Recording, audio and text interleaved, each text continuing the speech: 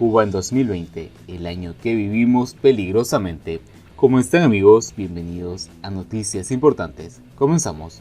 Un escenario de recuperación para la economía cubana en los próximos 2 años se hace muy complejo, y esperar que las políticas fiscales expansivas den resultado es aventurado y está lleno de incertidumbres. Después de meses de ausencia de información oficial, el ministro de Economía y Planificación reconoció en la Asamblea Nacional del pasado 17 de diciembre que el PIB de la economía cubana habría decrecido un 11% en 2020. Se trata de un descenso superior, por ejemplo, a lo que se preveía en la CEPAL en su último informe de balance preliminar de las economías de América Latina y el Caribe de 2020. El desplome de la economía cubana era el más intenso desde los llamados periodo especial y además coincidía con una serie de hechos que complican notablemente la salida de la crisis. Uno de ellos es que la economía cubana ya se encontraba mal antes de que estallase desde el mes de marzo la pandemia del COVID-19. En la misma sesión del Parlamento, el ministro anticipó lo que ya se sabía, aunque no contará con la correspondiente confirmación oficial. La economía cubana en 2019 había descendido también, en ese caso, 0,2%, una cifra igualmente distinta a la publicada por la CEPAL, que atribuía un crecimiento del 0,5% ese año. Los datos permiten confirmar que la economía cubana giró su cauce rápidamente desde el crecimiento positivo en 2018, estimado en un 2,2%. Sin embargo, a lo largo de todo el 2019 y sobre todo a partir del tercer semestre, la economía entró en recesión, produciendo el resultado final citado por el ministro. La isla lleva año y medio con descensos del PIB que prolongan la recesión, causa no pocos problemas relacionados con los equilibrios internos y externos. En tales condiciones resulta evidente que, para explicar el deterioro experimentado por la economía durante 2019, además de los factores externos, como los reducidos suministros de petróleo de Venezuela o un menor crecimiento de las divisas del turismo o las exportaciones, hace falta analizar la política económica del gobierno cubano para hacer frente a la crisis, así como prestar atención a los datos que el ministro no reconoce y sin embargo son esenciales para entender lo que está ocurriendo con la economía. Si se realiza un análisis, cabe concluir que las medidas adoptadas por el gobierno no fueron adecuadas, por cuanto no pudieron revertir el escenario de recesión de la economía. ¿De qué medidas habla en este caso? Conviene recordar que, en el verano, el gobierno acordó un incremento salarial en el sector presupuestado de la economía para aproximar los niveles de retribuciones, eso dijeron los dirigentes, a las empresas estatales. En un contexto de la economía en recesión, esta medida fiscal expansiva contribuyó a agravar aún más, si cabe, los efectos negativos de la crisis por 3 vías. Primero, por el incremento de los costes unitarios de la producción en el sector presupuestado, que, dado su peso en la economía, generó tensiones inflacionistas de costos que se trasladaron a todos los sectores. Segundo, la expansión de los gastos públicos y el déficit para financiar mayores salarios en un conjunto de actividades productivas y de servicio. Tercero, el aumento de la demanda de bienes de consumo, dadas las limitaciones de oferta, obligó a topar precios con los consabidos problemas de suministros creados después. Tras el escenario de errores en el diseño de las actuaciones políticas económicas, están los datos del gobierno que no menciona, pero son relevantes. La expansión monetaria incrementó un porcentaje de efectivo en circulación en manos del público un 17,8% en 2013 a 57,9% en 2019.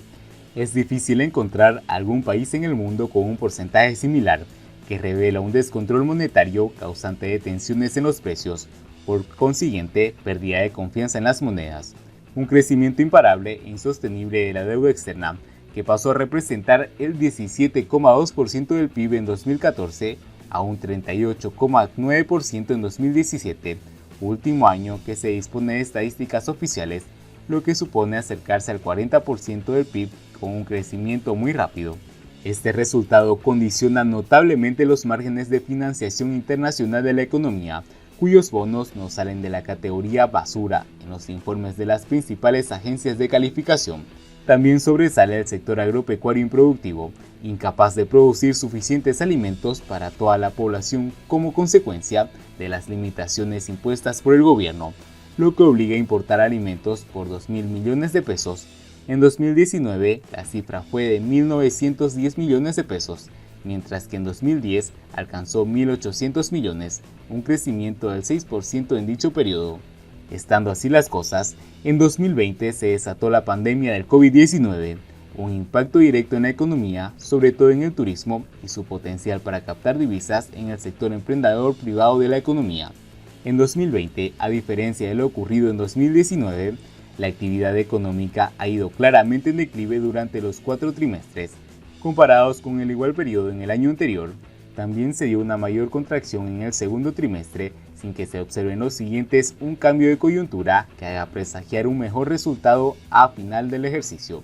A ello han contribuido factores como la intensa contracción del comercio exterior, la reducción del turismo internacional y los ingresos de divisas al país, así como el impacto significativo del COVID-19 en los sistemas de salud y educación.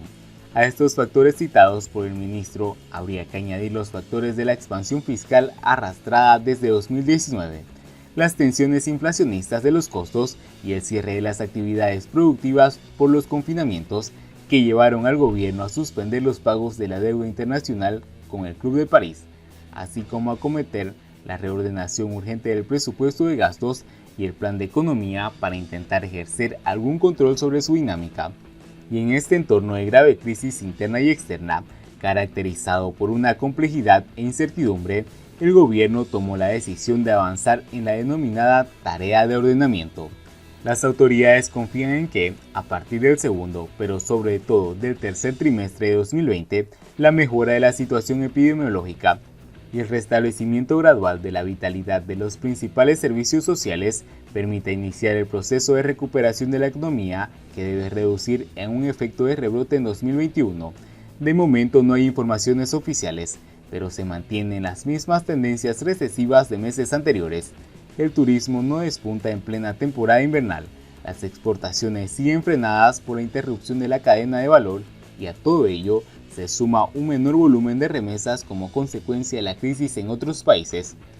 Sin embargo, el gobierno cree que la puesta en marcha de las medidas del estímulo de las actividades económicas, incluida la estrategia y sobre todo la tarea de ordenamiento, permitan alcanzar un restablecimiento de los niveles de actividad de la industria manufacturera, el transporte, la salud, el comercio, la educación, la cultura y el deporte, entre otros.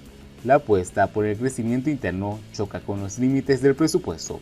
En este complejo escenario que pretende utilizar la expansión fiscal como instrumento para alcanzar objetivos, así, con el Decreto Ley 24 del 10 de diciembre, se aprobó para 2020 una expansión del déficit público planeado hasta el 20% del PIB, llevando el nivel de endeudamiento acumulado a un casi 30% del PIB. Incrementos de esa magnitud devuelven a la economía cubana a los parámetros del periodo especial. Los presupuestos de 2021 presentados por la ministra de Finanzas y Precios ahondan en la cuestión, ya que sitúan el déficit en ejercicio en un 17% del PIB. La experiencia confirma que la expansión fiscal no suele estar relacionada con el crecimiento económico, por ello, hay que ser muy cautos con el escenario rebote que plantean las autoridades para 2021. En tales condiciones, será muy difícil que alcancen los ritmos del crecimiento planeado con intervalos del 6 y 7% del PIB. Un escenario de recuperación para la economía cubana en los próximos 2 años se hace muy complejo para remontar el descenso acumulado en 2019, casi del 24% del PIB, y esperar que las políticas fiscales expansivas den resultado. Es aventurado y está lleno de incertidumbre. La previsión de recuperación de la actividad productiva y social, una vez se somete al control de la pandemia, no serán suficientes para llevar a la economía cubana a la senda del crecimiento sostenible. Sin el turismo o las exportaciones, la economía no podrá disponer de divisas necesarias para hacer frente a sus compromisos, volviendo a caer en un círculo vicioso. Pero como dice el plan de la economía que piensa hacer frente a la crisis, el ministro de Economía dijo que el plan de 2021 se ha diseñado bajo el principio de asegurar como objetivos esenciales los alimentos, combustibles, fertilizantes y plaguicidas, medicamentos, las demandas de la defensa y la prioridad en los financiamientos para la industria nacional, a partir de no importar lo que se pueda producir eficientemente en el país. Además, en el plan se distinguen transformaciones en la planificación relacionadas con la descentralización gradual de la distribución en las divisas y la aplicación de medidas para la empresa estatal. en aras de lograr una mayor autonomía sobre sus producciones, inversiones, financiamientos, unidos a la introducción de incentivos. En tales condiciones, el plan se propone, entre otros, el incremento de la producción agropecuaria, asegurar productos de primera necesidad a la población, priorizar exportaciones tras la recuperación del turismo, mantener el control del endeudamiento externo del país, concebir, desde el diseño del plan, encadenamientos productivos del sector estatal con el no estatal, la inversión extranjera, potenciar el crecimiento del SET, Mariel, y los vínculos de la economía interna, incrementar las ventas en las entidades nacionales de la red de moneda libremente convertible y finalmente insertar la participación de las formas de gestión no estatal en el plan de la economía, entre otros. Y bien amigos, así vamos terminando las noticias importantes del día de hoy. Espero que las noticias hayan sido de su agrado. Nos ayudarían mucho compartiendo las noticias y así poder informar a muchas más personas de la verdadera realidad en Cuba. Muchas gracias por seguirnos, no olviden suscribirse y nos vemos en el siguiente informe.